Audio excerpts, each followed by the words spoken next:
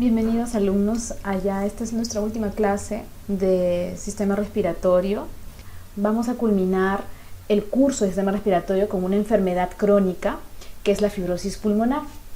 Pero para esto, antes de empezar con la fibrosis pulmonar, tenemos que recordar algo que ya hemos hablado desde casi el inicio en histología, que es el intersticio. ¿Por qué? Porque aquí en la fibrosis pulmonar el problema está en el intersticio. El intersticio, como ven acá, primero este es un dibujo, ¿no? de un alveolo con sus neumocitos, o calamponto celular velar tipo 1, ¿no? Tenemos la tipo 2, ya saben cuál es la función, tenemos el macrófago alveolar y el alveolo tiene contacto íntimo con un capilar, porque finalmente ahí es donde se hace el intercambio gaseoso. El espacio que existe entre el alveolo, es decir, el neumocito tipo 1 y el capilar se llama intersticio. Es un espacio bastante pequeño, casi virtual, que contiene dentro de este espacio tejido o matriz extracelular. Estamos hablando de fibras de colágeno, fibras elásticas, ¿no? Y además cuenta también con la presencia de ciertas células inflamatorias normales dentro del pulmón, como son los leucocitos, ¿no? Asimismo también linfocitos, y puede haber uno que otro fibroblasto en el intersticio. Entonces les hago recordar esta parte de la histología, porque es aquí donde va a estar el daño en la fibrosis pulmonar, ¿ya? Que es una enfermedad de tipo intersticial. La fibrosis pulmonar, que es la que vamos a hablar ahora, es una enfermedad que está dentro de un grupo de enfermedades que tienen el nombre en general de enfermedad pulmonar difusa parenquimal. Esto corresponde a una serie de enfermedades que pueden ser de causa conocida. Hay enfermedades de tipo granulomatosas, siempre hay ese grupo de los otros, ¿ya? Que no tienen una clasificación específica, y la fibrosis pulmonar estaría dentro de este grupo, que se llama neumonía intersticial idiopática. ¿Cuál es la característica? O sea, ¿por qué a todas las ponen en un solo grupo? Porque ellas comparten ciertas características que a veces es indistinguible saber a qué enfermedad pertenece.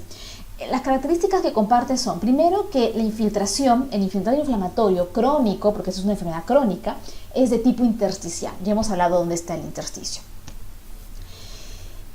El hecho de que tú tengas infiltrado inflamatorio intersticial hace que tengas una serie de células inflamatorias dentro del intersticio, y que con el tiempo van a generar una fibrosis de tipo reparativa. Todo lo que se inflama, ya lo van a ver en otro curso, con el tiempo tiene que repararse, ¿ya? Y el hecho que se repare genera un depósito de colágeno, y ese depósito hace que el tejido no sea pues de las características que eran al inicio, ¿no? de la inflamación, sino que sea un tejido más firme, más fibrótico, ¿ya? Y eso en el pulmón, ¿qué produce? Que tengas una menor compliance, porque el pulmón no va a ser fácilmente distendible. Vas a necesitar mayor presión para poder expander ese pulmón. El hecho de que tengas menor compliance hace que tú tengas mayor trabajo respiratorio. El paciente va a sentir que tiene que respirar o hacer mayor esfuerzo, para inspirar. Y eso clínicamente se ve como disnea. Entonces, todas estas enfermedades que ven aquí tienen esta característica. Incluso radiográficamente también tienen el mismo patrón. Entonces, ¿cómo saber cuál es cuál? Bueno, hay unas que tienen causa conocida, por ejemplo, acá no se ve, pero acá es la escleroderma. Hay ciertos criterios diagnósticos para tú decir que este paciente tiene escleroderma y que el compromiso pulmonar me produce una enfermedad pulmonar difusa parenquimal. Luego tenemos la sarcoidosis, la neumonitis por hipersensibilidad, la neumonía eosinofílica. Todas ellas, como se darán cuenta, tienen una causa. En cambio, la neumonía intersticial idiopática, y dentro de ellas la fibrosis pulmonar idiopática, no tiene una causa conocida. En realidad, la fibrosis pulmonar idiopática es un diagnóstico de descarte. Yo tengo que descartar todas estas de aquí, ¿ya? ¿Para qué? Para yo poder recién decir que este paciente tiene una fibrosis pulmonar idiopática. Por eso tiene el término de idiopático. Eso significa que no tiene una causa conocida. No sabemos cuál es el agente causal. Pero sabemos que puede simular cualquiera de las otras enfermedades, ¿no? Entonces, como es un diagnóstico prácticamente de descarte. Muy bien, entonces hablaremos de lo que es la fibrosis pulmonar idiopática. El nombre, que lo van a encontrar también en algunas otras literaturas, es alveolitis criptogénica fibrosa, ¿no? No se sabe la causa, el foco, no se sabe, ¿no?, qué pasó allí, pero es una inflamación del alveolo que produce fibrosis y que no se sabe la causa. Ojo, antes de empezar con la fibrosis pulmonar, si bien es cierto, yo les dije que esto es un problema del intersticio, en realidad no solamente es del intersticio, sino que también tiene compromiso del alveolo y del vaso. O sea, al inicio, cuando recién describieron la enfermedad, solo lo catalogaron como una enfermedad netamente intersticial.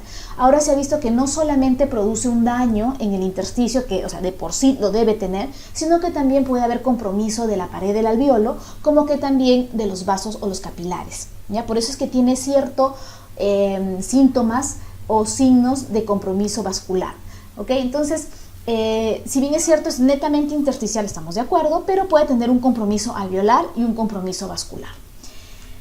¿Cómo es la epidemiología de esta enfermedad? La prevalencia es mucho menor que el EPOC.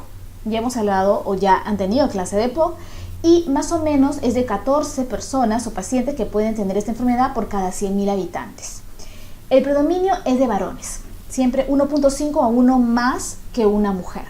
Y son sobre todo de personas adultos mayores. Las 2/3 partes de los enfermos con fibrosis pulmonar idiopática tienen más de 60 años, son más de ancianos. Y como les digo, la etiología no se sabe. Debe haber algún agente causal, pero hasta ahora no se ha comprobado cuál es cuál, ¿no? ¿Cuáles son los factores de riesgo? O sea, ¿qué puede a mí producirme de alguna manera, ¿no?, a que pueda tener una fibrosis pulmonar idiopática? El tabaco y la exposición al polvo. Si se dan cuenta, estos dos factores de riesgo, lo que tienen en común es que tienen el paciente inhala un irritante químico. Entonces, eso es lo que finalmente genera en el pulmón una reacción, una inflamación y posteriormente una reparación. Ojo que no es 100%, no es la causa, es un factor de riesgo. No todos los pacientes que fuman van a terminar en una fibrosis pulmonar idiopática y no todos los que tienen fibrosis pulmonar idiopática han fumado. Ya es un factor de riesgo, te puede predisponer a que tengas esa enfermedad. Otro que se ha estudiado es que aparentemente la asociación con el envejecimiento, o sea, que sea adulto mayor, que tengas una enfermedad pulmonar de base como el enfisema o un reflujo gastroesofágico, porque ese contenido, ¿no?, al regresar, ¿no?, de la cavidad gástrica hacia la boca, a la faringe, orofaringe, puede irse hacia la vía aérea y generar una inflamación, ¿no? Y la obesidad, aparentemente hay cierto grado de asociación, pero no está comprobado 100% como sí el tabaco y la exposición al polvo. O sea, es algo que está en estudio todavía. Lamentablemente, esta enfermedad es muy debilitante y la supervivencia es de aproximadamente 3 años cuando se ha hecho el diagnóstico. O sea, una vez que se hace el diagnóstico en estos pacientes, la sobrevida es de 3 años. Lamentablemente, porque es un cambio prácticamente irreparable que tiene el tejido pulmonar. ¿Cómo es la patogénesis? Muy bien, empezamos acá.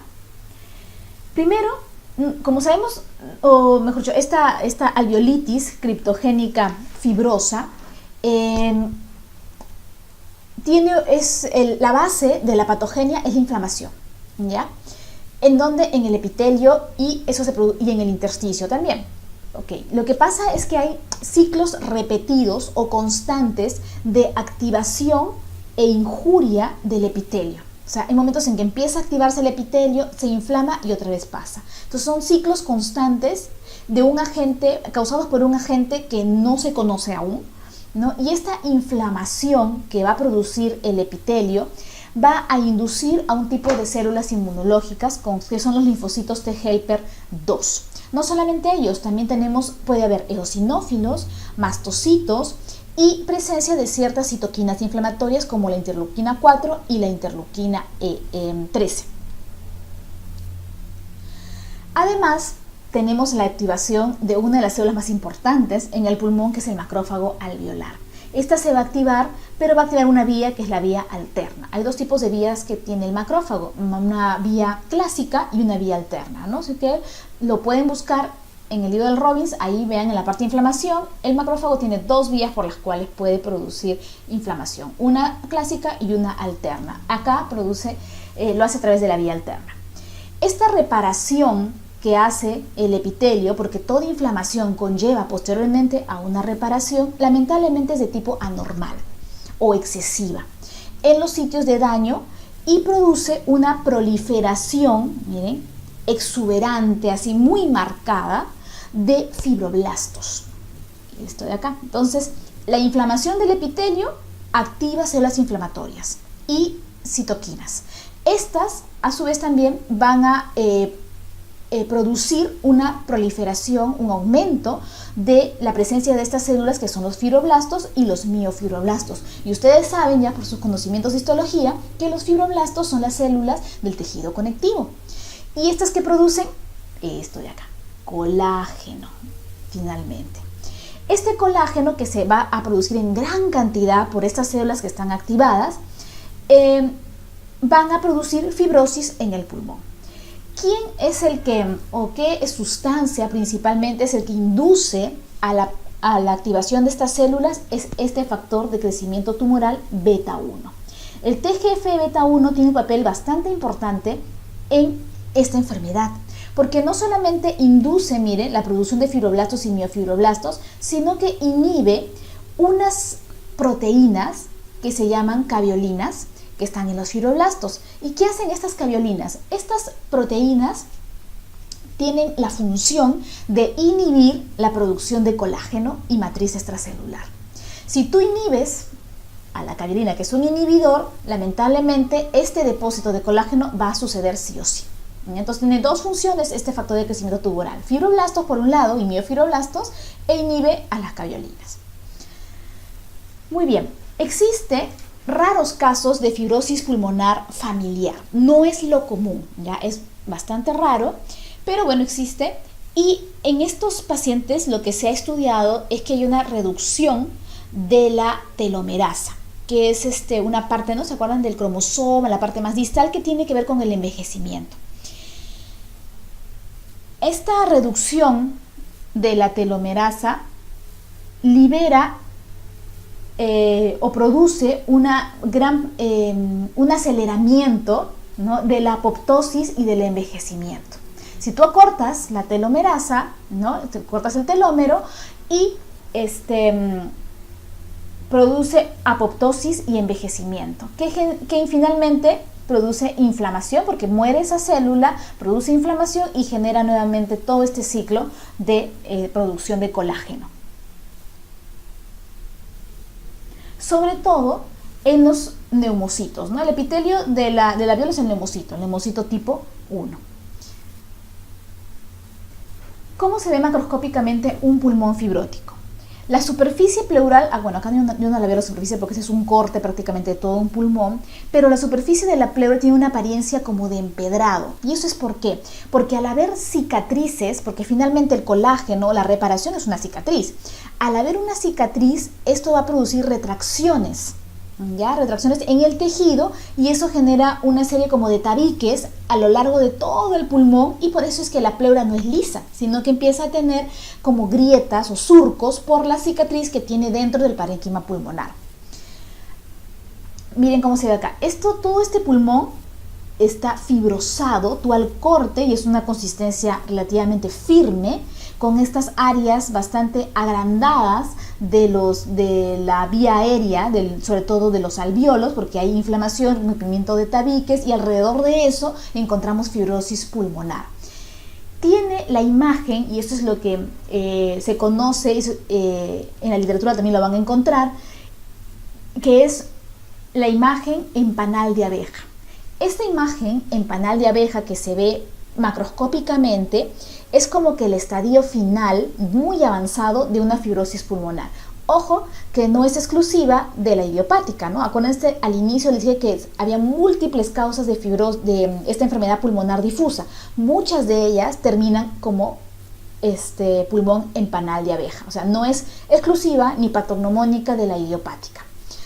Esta es otra imagen de pulmón, vean acá. Y esta es la zona que está alterada, ¿no? Está como hay como huequitos, como estructuras abiertas, como si fuese el panal de abeja. ¿Cómo lo veo a la histología? Muy bien, acá tenemos, esta es la parte de la pleura, ¿bien? ¿Ya? Y bueno, hacia acá tendría que ser todo el pulmón. En histología tiene un nombre especial, ¿no? O sea, la enfermedad se llama fibrosis pulmonar idiopática, ok. Pero histológicamente eso se llama neumonía intersticial, porque el problema está en el intersticio, miren, usual, así se llama. ¿Cuál es el rasgo que caracteriza a esta neumonía intersticial usual? Es la fibrosis que hay en el intersticio. Miren, este es un alveolo, bueno, se supone, se han unido varios en realidad porque se ha fibrosado y ha roto tabiques, miren, y entre alveolo y alveolo, vean este espacio enorme que hay. Normalmente no debe ser así, debe ser un espacio bastante delgado, fino prácticamente, que hay entre alveolo y alveolo. Acá no, ¿por qué? Porque se ha depositado matriz extracelular y colágeno. No solamente eso, también vamos a encontrar estas células que ven acá, estos puntitos azules, acá hay un montón. Estos son células inflamatorias crónicas, linfocitos, macrófagos, puede haber uno que otro eosinófilo, no es lo que predomine, pero puede haber. Y miren, la pleura también está engrosada, ¿no? Con el tiempo, ustedes van a ver que esta fibrosis va a aumentar tanto que va a generar un nódulo, ¿no? Se llaman focos fibroblásticos. Es decir, se van a hacer una estructura mucho más colagenosa, pero con menos células. Vas a tener entonces zonas probablemente de tejido fibrótico como zonas con nódulos fibróticos. El hecho de que tengas estos nódulos, la gran fibrosis que puede haber en el pulmón, eso puede producir un colapso del alveolo. O sea, hay tanta fibrosis que puede aplastar, entre comillas, los alveolos y eso producirá áreas hipoventiladas. Asimismo, tenemos aquí que estos espacios que eran los alveolos antes van a estar tapizados por neumocitos tipo 2, porque los neumocitos tipo 1 son los que se han inflamado, son los que han tenido esta inflamación crónica, muchos deben haber muerto, y quedan los neumocitos tipo 2. Por eso estos espacios, sobre todo, están tapizados por neumocitos tipo 2 o un epitelio bronquiolar. Otra cosa importante, si tuviéramos todo el pulmón, la fibrosis y la inflamación es parchada, no es totalmente. Vas a tener zonas aparentemente normales como zonas fibróticas, es como que irregular. Generalmente es de las partes más distales o periféricas. Y otra cosa importante es que va a producir daño en los capilares que están cercanos al alveolo. ¿Qué produce allí? Fibrosis de la pared, va a producir, de la íntima y engrosamiento de la media. El hecho que tú tengas un capilar o un vaso, una arteriola engrosada, ¿no? En el capilar sería fibrosis de la íntima, en la arteriola tendría que ser tanto de la íntima como de la media, genera que este vaso tenga mayor resistencia o no pueda vasodilatarse por lo que está endurecido. Y eso genera cambios de hipertensión pulmonar. O sea, aparte del problema de la ventilación que tiene este pulmón, ¿no? Porque tienes estos alveolos agrandados pero tapizados con neumocito tipo 2, tu membrana alveolo hematoaire está engrosada, también tienes problemas a nivel de los capilares y vasos pulmonares que te generan unos cambios o signos y síntomas de hipertensión pulmonar. Obviamente eso tiene que ser a lo largo del tiempo, no es aguda esta enfermedad. ¿Cuál es la clínica en estos pacientes? Tenemos la tos. La tos es una tos de tipo irritativa, ¿ya? Es una tos seca, intermitente, como les digo, no tiene mucha expectoración, es escasa y es el primer síntoma que aparece en estos pacientes. Lamentablemente puede ser refractaria al tratamiento antitusivo, no va a responder al tratamiento. Otro síntoma, es la disnea. La disnea, y acá me faltó poner la taquipnea, ¿no? El aumento de la frecuencia respiratoria. Y eso también lo hemos visto, ¿por qué? Porque es un pulmón que tiene una compliance disminuida, entonces genera mayor trabajo, y el hecho de generar mayor trabajo para poder insuflar genera esta sensación de falta de aire, que es la disnea.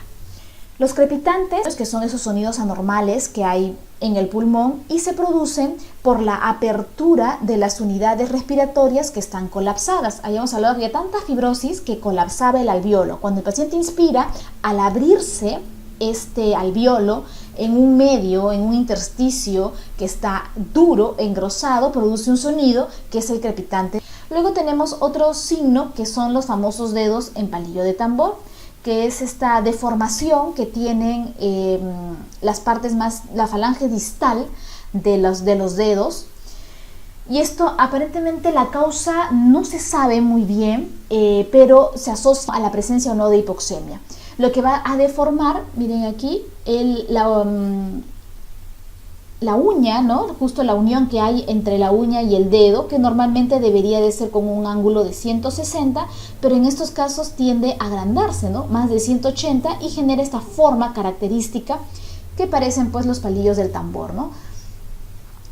Los otros signos y síntomas que puede tener el paciente están relacionados con un compromiso ya cardiovascular: hipertensión pulmonar, insuficiencia cardíaca derecha generado por la hipertensión pulmonar, y genera obviamente dentro de los signos que ustedes ya conocen por cardio, que es la ingurgitación yugular, uno de los signos que puede tener estos pacientes. Pero como les digo, también esto es un estadio muy avanzado de esta enfermedad.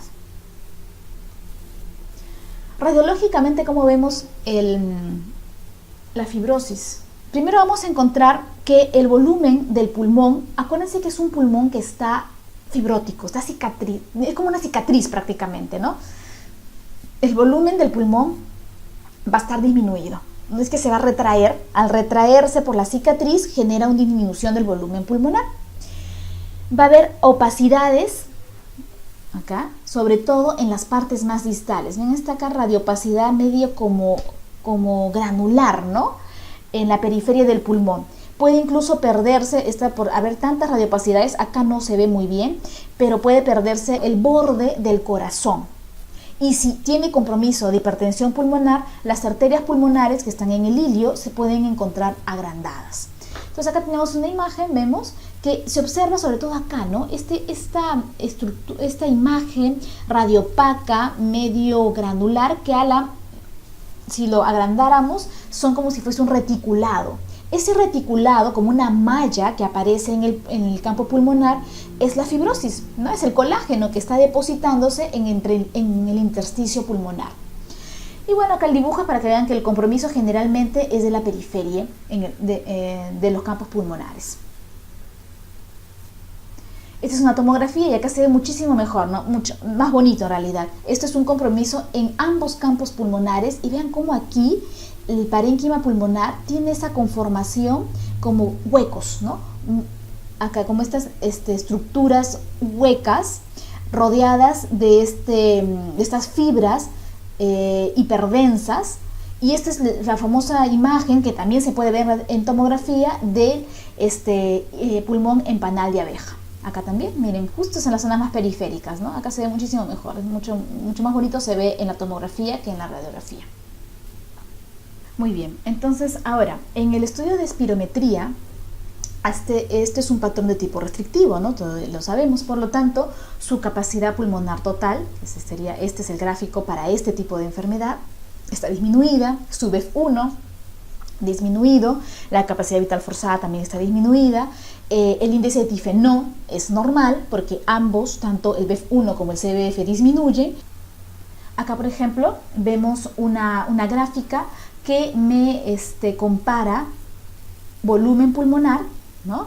Y presión transpulmonar. Ustedes ya saben qué es esto. Se supone en lo normal que mientras yo inspiro, aumenta mi presión transpulmonar y tiene que generar un aumento o una entrada de aire hacia el pulmón, ¿no? Entonces acá tenemos la imagen que es normal. Y en la fibrosis, este ingreso o este cambio de volumen en el pulmón a una determinada presión transpulmonar es mucho menor que lo que se ve en un pulmón normal. ¿Ok? ¿Por qué? Porque tiene una compliance totalmente disminuida. Si tuviéramos que hacerle un AGA a este paciente, lo primero que vamos a tener es la hipoxemia. La hipoxemia se debe a varias cosas, ¿no? Ya hemos hablado, una compliance disminuida, un BQ bajo, tenemos áreas que están mal ventiladas, con un Q relativamente normal, como con áreas que también puedes tener un Q bajo, ¿no? Pero en general es un BQ disminuido. Y la alteración en la difusión. Este es un tema también que hay que tener cuidado. Si bien es cierto, tienes una membrana una barrera hemato-aire aumentada, la difusión disminuye. Pero sobre todo se ve esa alteración en la difusión en el ejercicio. Si a este paciente que tiene fibrosis pulmonar lo mandas a hacer ejercicio, te va a hacer hipoxemia, definitivamente. ¿Ya? ¿Por qué? Porque acuérdense que en el ejercicio tiene que aumentar el gasto cardíaco. Si aumenta el gasto cardíaco, aumenta también la cantidad de sangre en los capilares pulmonares, que no van a tener el tiempo necesario para poder oxigenarse. Incluso más aún, con esa barrera hemato-aire bien gruesa. La presión de CO2 está disminuida. ¿Y eso es por qué? Porque el paciente tiende a hacer frecuencias respiratorias elevadas, ¿no? Y si aumenta la frecuencia respiratoria, la presión de CO2 te va a disminuir. La presión de CO2 disminuye por el aumento de la ventilación y por el estímulo irritante que tienen en esta patología. En estadios ya muy avanzados, la presión de CO2 aumenta. Cuando aumenta la presión de CO2 en un paciente con fibrosis, es un signo grave, porque quiere decir que el paciente ya no puede en realidad mantener una adecuada ventilación alveolar. Normalmente el paciente hiperventila en la fibrosis para poder saciar su sed, por así decirlo, de oxígeno y evitar que el CO2 aumente. Cuando esto ya deja de suceder en algún momento, el CO2 va a tender a aumentar. Y si aumenta, eso me indica que el paciente como que ya se cansó, ¿no? Ya no tiene esa habilidad para poder mantener una buena ventilación alveolar. Muy bien, entonces para hacer un resumen de todo lo que hemos hablado de la fibrosis pulmonar idiopática, vamos a ver esta imagen. Tenemos un pulmón que por alguna causa que no sabemos puede hacer una fibrosis pulmonar idiopática, primero un daño en el alveolo y capilar y finalmente terminar como un pulmón en panal de abeja. La causa, como les dije, no se sabe. Aparentemente puede ser algún polvo que haya inhalado el paciente, el humo del tabaco, no se sabe exactamente, y lo que sí es más predominante en varones que en mujeres. Esto va a producir, como les digo, un daño a esta altura, no solamente a nivel del intersticio, que es lo que marca finalmente esta enfermedad, sino también en el alveolo, por un lado, en la pared del alveolo y en la pared del capilar pulmonar. ¿En qué se basa este daño? Inflamación repetitiva, crónica, con ciclos que calman y vuelven a aparecer, ciclos repetitivos de inflamación. Que, ustedes saben, toda inflamación le sigue una reparación. Y en este caso una reparación de tipo excesiva que va a producir una fibrosis. El causante aparentemente de quien recluta a estos fibroblastos es el factor de crecimiento tumoral beta 1. No solamente eso, sino que también va a haber daño vascular. Tanto un aumento de la capa de la íntima de la media, como también daño de los capilares, o sea, disminución de los capilares. La inflamación se traduce clínicamente, uno de los signos y síntomas del paciente es la tos. Daña la pared el epitelio de las vías aéreas, ¿no? Irrita y eso produce tos de tipo no productiva. En ningún momento estoy hablando que producen moco. La fibrosis se traduce como crépitos. Ese sonido anormal en el pulmón durante la expiración. Asimismo, la fibrosis hace que el pulmón sea de consistencia medio leñosa, ¿no? Un poco más rígida y por lo tanto su compliance va a estar disminuida. Porque no va a poder distenderse con gran facilidad como si lo hace un pulmón sano. Esta compliance disminuida genera aumento del trabajo inspiratorio y eso se traduce en disnea. La compliance disminuida asimismo me produce o me lleva a un patrón de tipo restrictivo. Es un pulmón rígido que inhala pocos volúmenes y exhala pocos volúmenes y es lo característico de ese tipo de patrón con esta imagen que ustedes ya se lo saben de memoria. La fibrosis también me va a generar una alteración en la difusión. La va a disminuir porque tienes una membrana alveolo capilar engrosada que se manifiesta principalmente en el ejercicio. Esta difusión disminuida genera una disminución de la capacidad de difusión del CO. Si ustedes recuerdan que hemos hablado al inicio cuando empezamos fisiología, el monóxido tiende a difundir prácticamente libre del alveolo al capilar. La única forma que el CO no difunda es porque mi barrera esté alterada. Una de las causas, no la principal.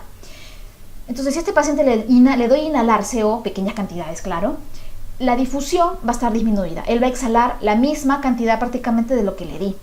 Eso quiere decir que no ha podido difundir del alveolo al capilar. Lo que me indicaría que el problema está en la difusión, ¿no? en la membrana alveolo-capilar.